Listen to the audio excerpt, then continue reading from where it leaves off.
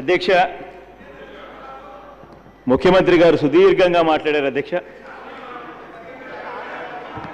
అధ్యక్ష ఎంత గొప్పగా చెప్పుకొచ్చారంటే, ల్యాండ్ పూలింగ్ అన్నది తనకు రైతుల మీద ప్రేమ ఎక్కువ ఉంది కాబట్టి ల్యాండ్ పూలింగ్ తాను చేస్తున్నాడు, అక్విజిషన్ తాను చేయడం లేదు అని చెప్పుకొచ్చారు. అధ్యక్ష నిజంగా ఎంత గొప్పగా కథ అల్లేశాడంటే అధ్యక్ష, కారణం ఏంటంటే అధ్యక్ష, అసలు ల్యాండ్ అక్విజిషన్ అనేది 2014లో జనవరి నుంచి యాక్ట్ వచ్చిన తర్వాత ల్యాండ్ అక్విజిషన్ అనేది చంద్రబాబు నాయుడు గారు చెయ్యాలనుకున్నా కూడా ఆ ప్రాంతంలో చెయ్యలేడు. కాబట్టి ఎందుకనంటే అదంతా కూడా ఇరిగేటెడ్ మల్టీ క్రాప్ ల్యాండ్ కాబట్టి ఇరిగేటెడ్ మల్టీ క్రాప్ ల్యాండ్ను తీసుకోవాలి అని అంటే అది చంద్రబాబు నాయుడు గారు తీసుకోలేరు. కాబట్టి ల్యాండ్ పూలింగ్ అనే ఒక కాన్సెప్ట్ తీసుకొచ్చి ల్యాండ్ పూలింగ్తో రైతులందరినీ కూడా మోసం చేసే కార్యక్రమం చేస్తా ఉన్నారు. అధ్యక్ష ఇది ఒకటే కాదు అధ్యక్ష, ఒకసారి చంద్రబాబు నాయుడు గారు ప్రవేశపెట్టిన సిఆర్డిఏ బిల్లును ఒక్కసారి చూస్తే ఆ బిల్లులో అంతా కూడా రైతులకు కానీ రైతు కూలీలకు కానీ అదే రకంగా కౌలు రైతులకు సంబంధించిన హక్కుల గురించి ఎక్కడా లేదు అధ్యక్ష. కేవలం ఆ సిఆర్డిఏలో ఉన్నదేమిటి అని అంటే, ప్రభుత్వానికి ఉన్న అధికారాల గురించి మాత్రమే ఆ సిఆర్డిఏలో పెట్టడం జరిగింది. అధ్యక్ష ల్యాండ్ అక్విజిషన్ చేయాల్సి వస్తే కాంపన్సేషన్ విపరీతంగా ఇవ్వాల్సి వస్తుందని, అదొకటే కాకుండా రిలీఫ్ అండ్ రీహాబిలిటేషన్ ప్రోగ్రామ్స్ విపరీతంగా చేయాల్సి వస్తుందని, అదొకటే కాకుండా ఇది ఇరిగేటెడ్ మల్టీ క్రాప్ ల్యాండ్ కాబట్టి అసలు అక్విజిషన్ కూడా చెయ్యలేం కాబట్టి ఈ కార్యక్రమాన్ని ముందుకు తీసుకొచ్చాడు. అధ్యక్ష ఇక్కడ నేను ఒకటి చెప్పాలి అధ్యక్ష.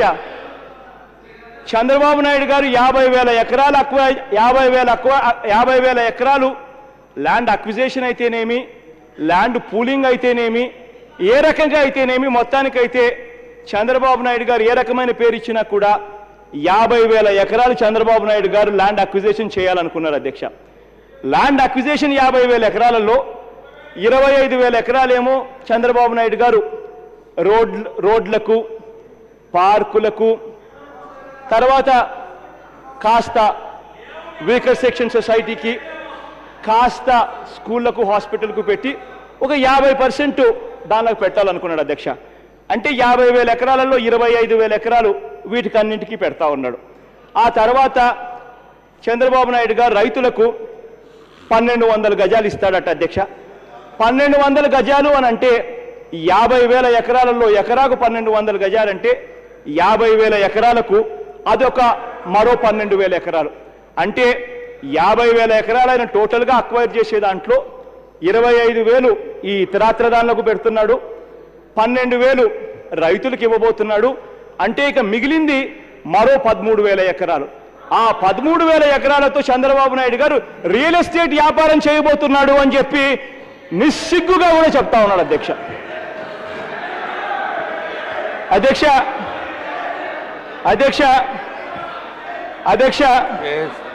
ఇక్కడ నేను ఒక విషయం చెప్పాలి అధ్యక్ష. మామూలుగా అయితే అధ్యక్ష ఇదే రైతులు అధ్యక్ష డెవలప్మెంట్ చేయడం కోసం అని చెప్పి ఇదే రైతులు ఏదైనా డెవలపర్కు వాళ్ళ భూములు ఇస్తే ఆ డెవలపర్ చేసేది ఏంది అధ్యక్ష? రోడ్లు వేయడం, డ్రైనేజీలు పెట్టడం, కరెంటు పెట్టడం. వీటికి ఎకరాకు 40 లక్షల రూపాయల కన్నా ఎక్కువ ఎక్కడా కాను కూడా కాదు అధ్యక్ష. ఇదే రైతుగన తన ఎకరా భూమిని తీసుకొని పోయి ఇదే రైతుగన డెవలపర్కు తానే ఇచ్చినాడు అని అంటే ఆ రైతుకు ఈ డెవలపర్ 40 లక్షల రూపాయలు మాత్రమే పెడుతున్నాడు. కాబట్టి డెవలపర్ 30% తీసుకుని రైతుకు డెవలప్డ్ ప్లాట్ 70% ఇస్తాడు అన్నది అందరికీ కూడా తెలిసిన విషయం అధ్యక్ష